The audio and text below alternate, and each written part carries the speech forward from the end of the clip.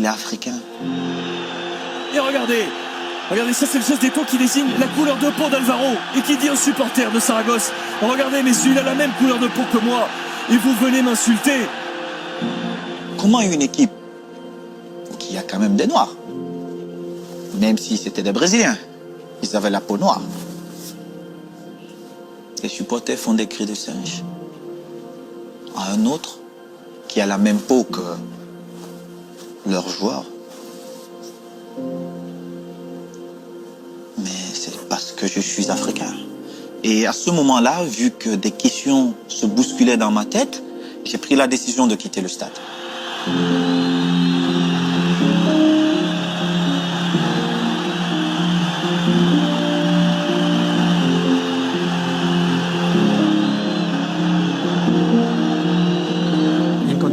Dans des circonstances normales, le règlement dit que si un joueur décide de quitter le terrain de son plein gré, je dois l'expulser.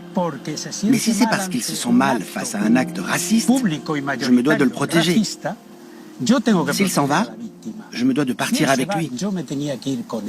La Ligue de football professionnel espagnole, la Fédération espagnole de football et le syndicat des footballeurs espagnols avaient lancé un protocole quelques mois plus tôt, au printemps 2005. Donc j'essayais de convaincre Eto'o de me laisser appliquer le protocole. Je lui disais, on va arrêter le match, prévenir le public par haut-parleur qu'il faut que ces chants s'arrêtent. Et si tout se calme, alors nous pourrons continuer le match. Il aurait dû sortir, il aurait dû être suivi par les joueurs.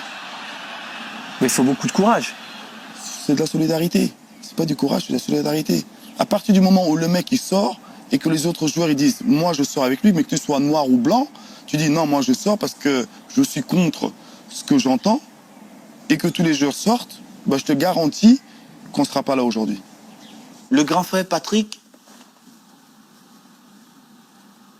a peut-être raison. Mais je pense que l'idée de Franck Rashkad était la meilleure à cet instant-là. Franck, il vient vers moi et il me dit « Samuel, qui est le meilleur joueur de mon équipe ?» Je dis « Moi, rentre sur l'aire de jeu et montre à toutes ces personnes pourquoi elles ont acheté leur ticket. C'est pour venir voir le meilleur. On sait qui fait quoi dans cette équipe. Et c'est toi. Et tu es africain. » Et je fais demi-tour. Mais Olivier, j'étais devenu quelqu'un d'autre. Et attention parce que là il va avoir envie Eto'o du coup. Il va avoir envie de venir marquer. Le corner de Ronaldinho a suivi le ballon derrière, la reprise de volée. La barre transversale. Ça sera un penalty. C'est Ronaldinho qui tire ce penalty. Et toute la tribune à cet instant imite le cri du singe. Comme Ronaldinho est noir aussi, ce sont les mêmes insultes venues de toute la tribune. Tout ça, je l'ai écrit dans mon rapport.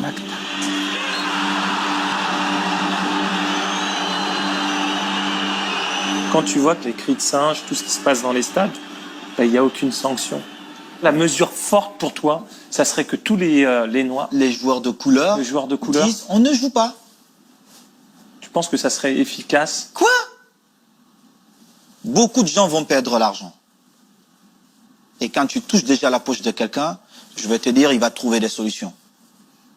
En premier, les télés. Et tu verras que ces patrons-là mettront la pression à ces instances qui dirigent le football mondial et beaucoup de choses vont changer.